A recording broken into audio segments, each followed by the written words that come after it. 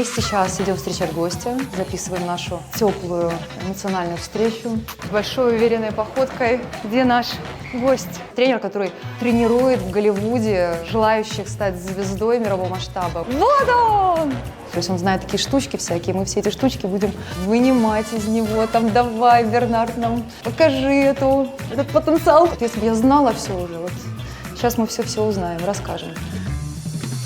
Все. Студия готова. Это длилось несколько дней. Мы очень быстро собрались в таком приятном, тесном окружении, очень близких и максимально заинтересованных людей сделать классное интервью, потому что сегодня максимально особенный гость. Почему особенный? Потому что этот человек летел 16 часов из Америки в жаркий, знойный Дубай, чтобы оказаться здесь и рассказать классные, мудрые, глубокие вещи, по сути, которые он понял за свою бесконечную, очень крутую, мощную жизнь. Интервью у нас будет проходить на 2 языках. Огромная благодарность моей дочке Виктории, которая будет сегодня переводить.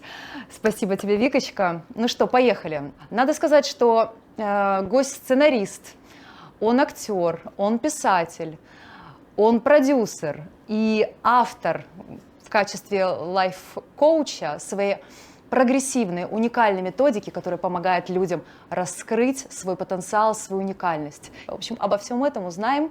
Добро пожаловать! Я рада приветствовать. У нас сегодня Бернард Хиллер.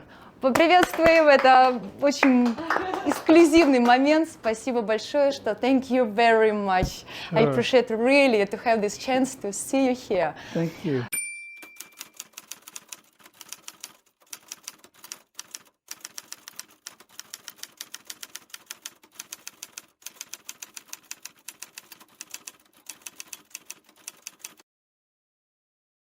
Я буду говорить все-таки по-русски, поэтому добро пожаловать, Бернард. Как вы долетели? 16 часов. Как прошел полет? Мне понравился Дубай. Он такой красивый. Не зря Дубай называют Диснейлендом для взрослых. Здесь столько веселья. Это очень красивое место, гостеприимное. Мне нравятся люди здесь, еда. Люди здесь со всего мира. Дубай — это особенное место. Я не был здесь раньше. Для меня это очень интересный опыт. Это реально очень горячее, жаркое место, и сейчас это не жарко еще.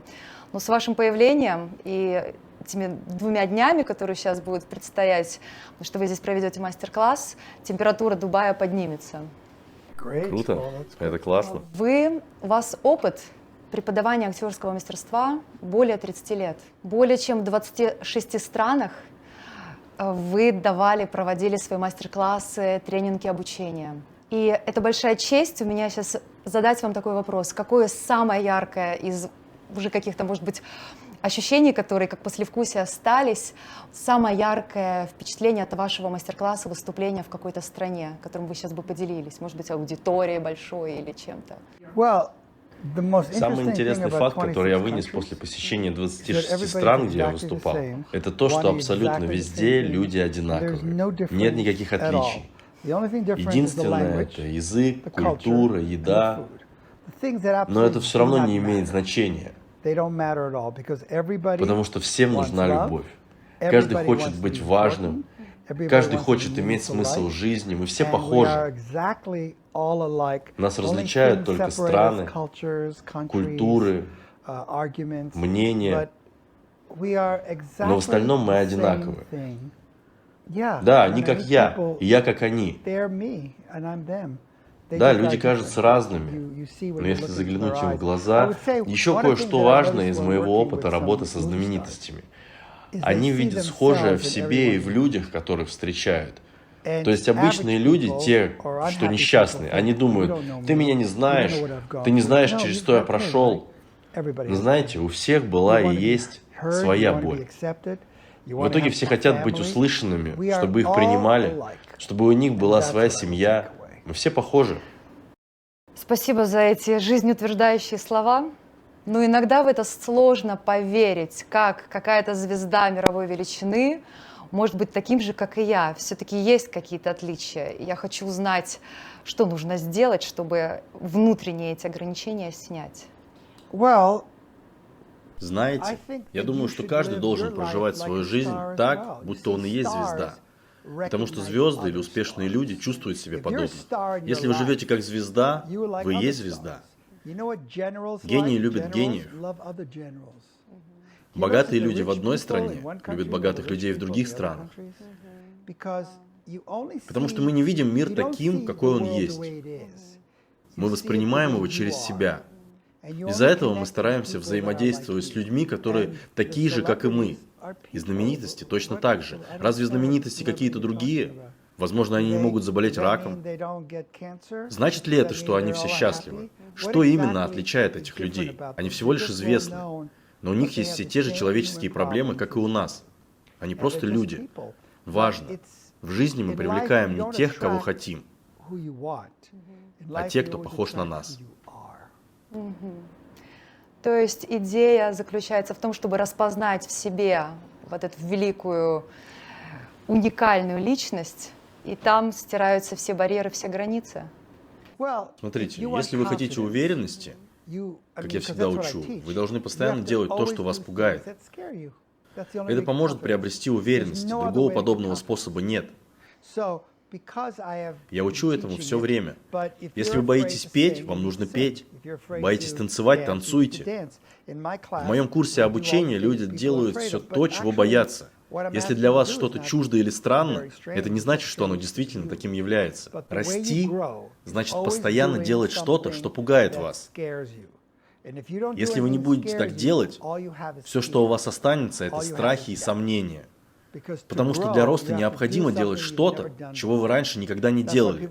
Вот почему люди приходят ко мне на обучение. Вот почему люди говорят: «Вау, это что-то совсем новое». Вы сами должны выбрать, прикоснуться к своей боли или к своему величию. Многие люди любят свою боль. Но нет другого пути, чтобы обрести уверенность. Уверенность — это то, что ты получаешь, когда встречаешься со своими страхами. Никто не готов к универсальной успешной жизни. Поэтому и существуют лайф-коучи. Почему нет коучей по гибели? Потому что люди хотят жить, а не умирать. Столько сейчас прозвучало просто крышесносных фраз, то есть лайф-коуч, не коуч по гибели, да, или, например, если хочешь развиваться и хочешь расти, то просто иди в свои страхи, мы все об этом знаем, но почему-то мы не делаем. А страхи побеждают нас просто потому, что мы смотрим в эти страхи, мы не смотрим в удовольствие, которое получается потом, перейдя через эти страхи. Спасибо за эту гениальную простоту. Смотри, иди через страхи, но смотри в удовольствие. Знаете, есть всего два типа людей в мире. Люди, которые боятся, но делают что-то, и люди, которые боятся и не делают ничего с этим. Это очень легко, ничего сложного. Прикольно. То есть боятся, по идее, все, и самые звезды первой величины, которые в наших глазах кажутся, ну, то есть просто какими-то богами, они тоже боятся, выходит так, и они каждый день с этим справляются. Когда мы делаем что-нибудь новое, страх может прийти в одной из трех вариаций. Первое — это хороший страх.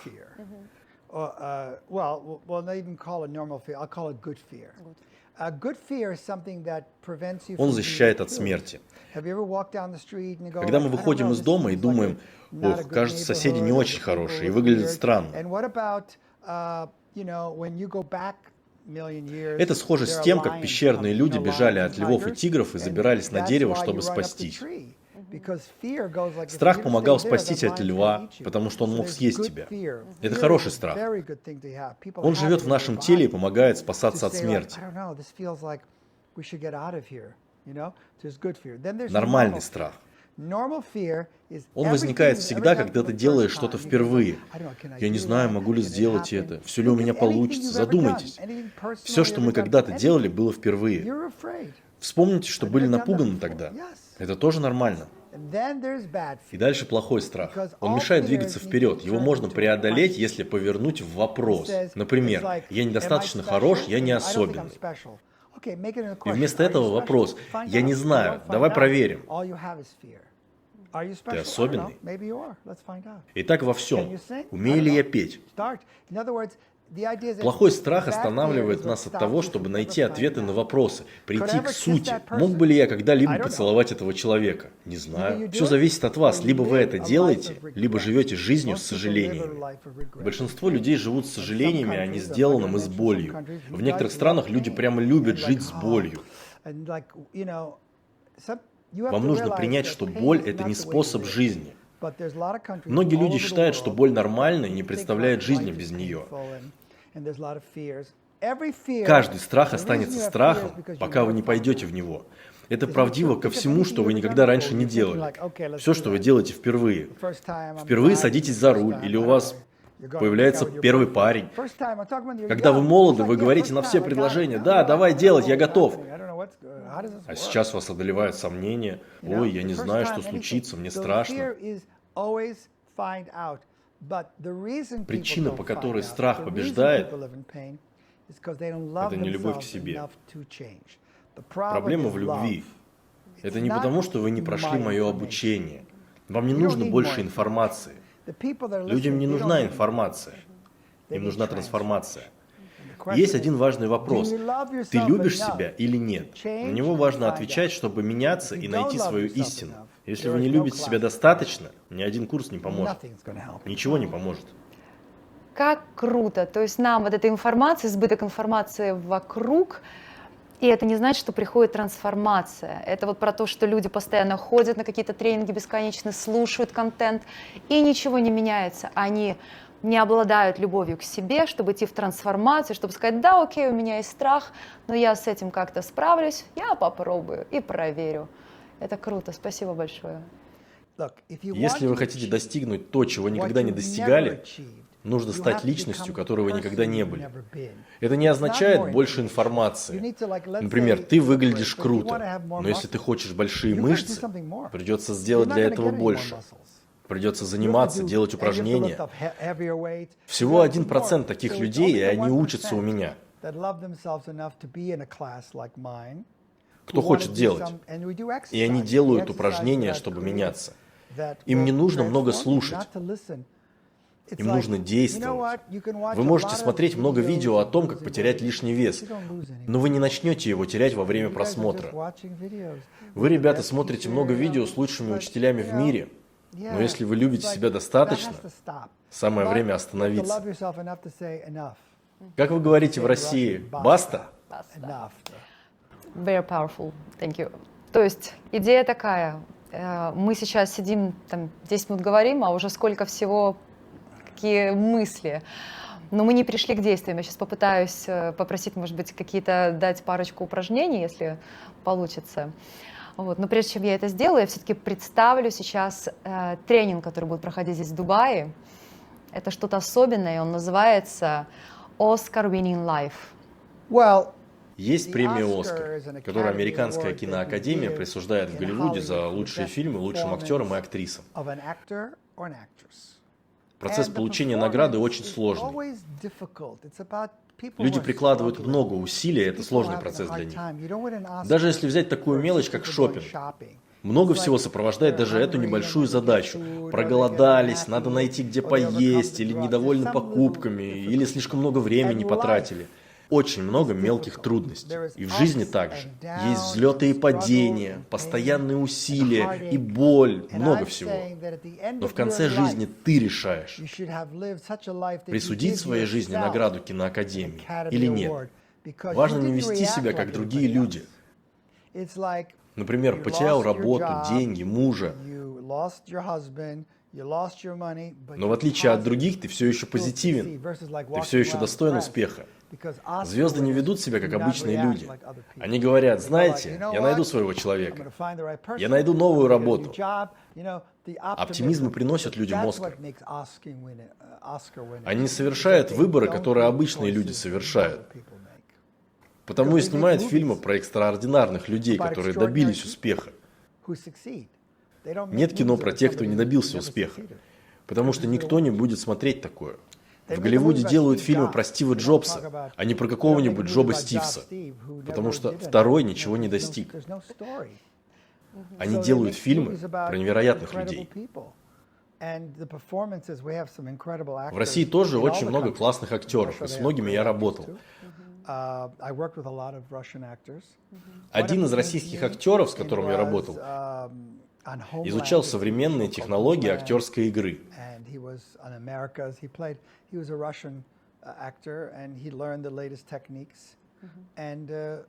Если ты не изучаешь современные техники, ты становишься неуместным, невостребованным.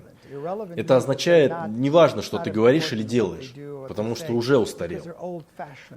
Это как спросить у человека: у тебя есть компьютер? А он ответит: нет. И дальше вам, скорее всего, будет не о чем говорить, потому что этот человек уже позади. Интернет, компьютеры, все это вошло в свет и изменило нашу действительность. Остается только выбор. Либо ты в теме, либо ты уже далеко позади и морально устарел. И вот почему люди перешли к компьютерам. Они поняли, что прежней жизни уже не будет. И то же самое происходит с людьми, которые не хотят расти. Расти значит делать вещи, которые являются вызовом для вас. Чтобы понимать это, нужно спросить свое сердце. Но, к сожалению, большинство людей живут головой. Мозг оперирует объективными характеристиками. Он постоянно анализирует информацию. Люди, которые живут только головой, потерпят неудачу, потому что пища для мозга – боль и страдания. Люди любят боль и страдания, только сердце хочет твоей победы, в то время как мозг – поражение. Оскар Winning Life — это про то, как стать экстраординарным человеком и как отказаться от привычки страдать и позволить себе проявить в себе уникальность. И для этого есть огромное количество инструментов, методик за 30 лет накопленных Бернардом Хиллером. И это огромный шанс. Я рада всем, кто принимает участие в тренингах, мастер-классах, слушает видео Бернарда. Не у всех есть такая возможность. Я хочу попросить, если есть что-то, может быть, что поможет вот соединиться своими чувствами, выйти из головы, какое-то простое упражнение вот в моменте, может быть, подарите нашей большой аудитории? Есть один простой путь к радости. Хотите получить самый простой способ стать счастливым, да? Танцуйте. Просто танцуйте 10 минут в день, потому что вы не можете быть грустным, пока танцуете. Любить себя достаточно, чтобы работать над своими проблемами. Но самая большая разница между обычными людьми и суперзвездами – последние всегда могут попросить о помощи. Обычные люди не станут этого делать, и потому не добиваются успеха. Просьба о помощи делает нас сильнее. Сравните, если у вас есть проблема с зубами, вы пойдете к стоматологу или будете сами лечить их. Не просите о помощи врача и посмотрите, что станет с вашими зубами. Успешные люди всегда готовы попросить о помощи. Они работают с лучшими людьми и специалистами в мире.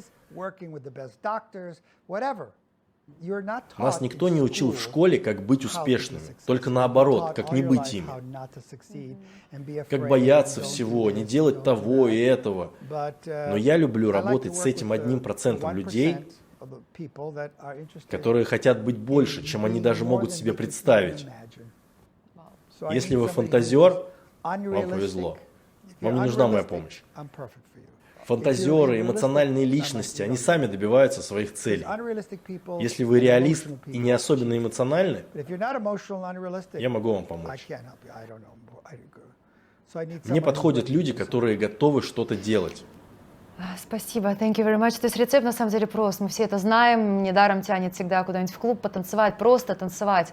В самых непонятных ситуациях танцевать, соединяться с самим собой, поднимать уровень своего внутреннего счастья, настроя и действовать, action, действовать. И, конечно же, читать книги. Вот в одной из книг там явно сказано про вот это вот, как это быть таким в своей жизни активным, но при этом позитивным. Вот можете рассказать вот какой-то такой важный момент из своего, может быть, детства, сейчас я перехожу к детству, которое повлияло, а вы в детстве много танцевали и в своей жизни, которое потом нашла отражение потом в книге, как какое-то воспоминание, как какое-то важное событие. Если вам нужно какое-то упражнение, чтобы пробудить в себе силы быть активным, их очень много в моей книге.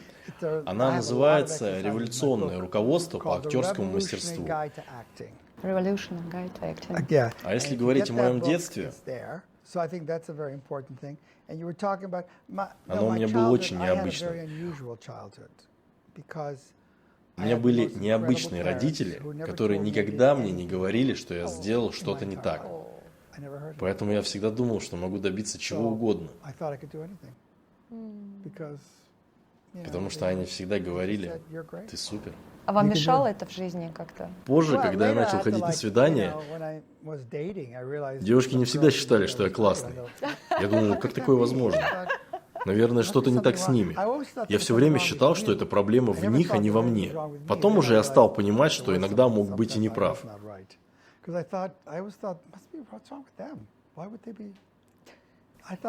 Это очень интересно проявлялось во взаимодействии с другими людьми. Спасибо. И тогда вот, чтобы, может быть, тему детства чуть-чуть закончить, хочется спросить тогда, какой самый главный урок вы взяли из своего детства? Моя мама говорила, она была умнейшим человеком, что я когда-либо встречал. Она всегда говорила: всегда случается все, что должно случиться. Это означает, что нужно двигаться в потоке. Обычно, когда неприятные вещи случаются, люди останавливают поток. В таком случае я предлагаю пройти мое обучение. Некоторые из них отказываются, говорят, что будут сами разбираться. Я отвечаю: ничего хорошего не происходит, когда ты говоришь «нет». Когда ты отказываешься, это словно большая возможность, которую ты теряешь. Мы встречаем людей, и важно говорить им «да». Потому что «нет» останавливает поток твоей жизни. Когда мне предложили преподавать, я подумал, что это совсем не про меня, мне это не нравилось. Но все так удачно складывалось, что я не стал упускать возможности, просто сказал «окей». И именно благодаря преподаванию я построил самую прекрасную карьеру, которую только мог представить. И езжу по всему миру, встречаю необычных и интересных людей, снимаю кино, играю в нем. И все потому, что я не отказывался и был в потоке. Жизнь никогда не будет такой, как ты себе представляешь. Нам важно быть всегда открытым и действовать. Случится всегда то, что должно случиться. Следуй за своим сердцем, и оно приведет тебя туда, куда нужно. Потому что твое сердце всегда подскажет верно, а мозг нет. Всегда. Как вы говорите «всегда» по-русски? Всегда. Всегда. Ребята, запомните. Мозг нас дурит, а сердце нам показывает верный путь. Слушайте инстинкты, они всегда верны. В моей книге последнее предложение звучит так: я хочу поблагодарить свои инстинкты за то, где я сейчас и кем стал. Но это ведь на самом деле огромная проблема, когда существует огромное количество людей, отключенных от своих инстинктов, от своих эмоций. Отключенные такие роботы, обесточенные. Если вы не следуете своим инстинктам, вы не будете успешны. Потому что разум всегда про страх. Нельзя, нельзя, нельзя. Он всегда пытается предостеречь от боли. Но вообще-то мозг сам привлекает больше боли. Сложнее в жизни жить не своей мечтой, а пытаться жить жизнью, о которой мечтал. Если у вас нет страсти в жизни, или вы не живете этой страстью, вы будете страдать каждый день своей жизни. Потому что вы знаете, что не живете своей мечтой. То же самое с зарплатой. Это наркотики, и работодатель дает их, чтобы вы забыли о своих мечтах. И я говорю, если вы не осознаете, что действительно хотели бы делать, вы будете в боли все время. Это как жить не своей жизнью. Но это также о сексуальности, когда парень не хочет быть парнем и не может ничего изменить. О том, что человек не живет свою реальную жизнь, какой бы она ни была. Но это лишь пример. Но о том, как человек хотел бы делать одно, но вынужден делать совсем другое, и он будет ненавидеть себя за то, что когда-то не следовало внутреннему голосу. Что бы вы ни начинали делать, спросите свое сердце. Оно знает, какую профессию стоит выбрать, кто вы есть. Но в то же время вам нужна помощь. Ментор сможет привести вас в ту точку, куда бы вы сами не смогли дойти. Вы не сможете сами это сделать. Вы дойдете лишь до какого-то определенного уровня. Если нужно идти выше, понадобится кто-то, кто увидит больше, чем сможете вы.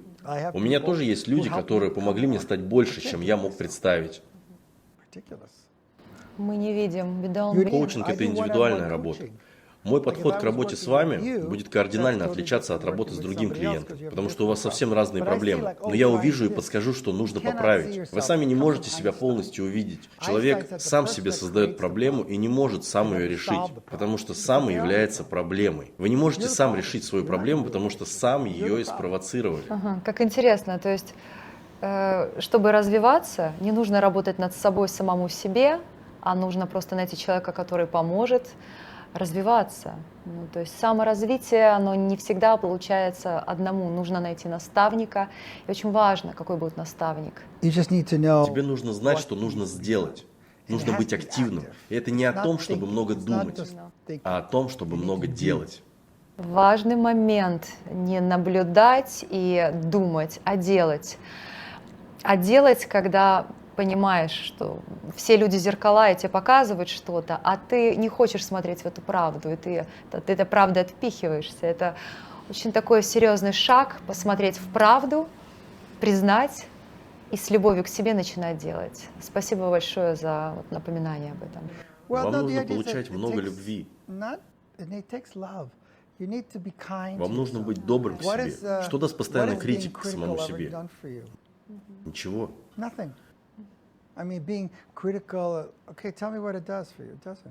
Нужно говорить с собой с любовью, как будто с маленьким ребенком. Вы много пытаетесь сделать в жизни, но в то же время нужна помощь. Лучшая в мире помощь, и тогда вы станете лучше. Как вы справляетесь? Вот мы говорили про страхи. Ну, самое главное, эти американские горки. Вся русская аудитория знает вот эти американские горки, вверх-вниз. Вот как вы справляетесь? То летишь, а потом летишь вниз. Вот как с этим быть, когда ты находишься внизу и понимаешь, что все плохо? Есть всего два выбора, которые можно сделать. Можно вынести урок или боль из этой ситуации. Но тогда вы из нее не вырастете. Найдите урок из этого конкретного события. Из всего можно вынести урок. И весь наш мир — это школа. Некоторые люди не учат их уроки, и тогда эти уроки приходят к ним снова и снова. Если ученик плохо учился в 3 классе, его оставят на 2-й год в 3 классе. Некоторые люди остаются в 3 классе навсегда. Важно понимать уроки. Важно помнить, что мы здесь, чтобы учиться и расти.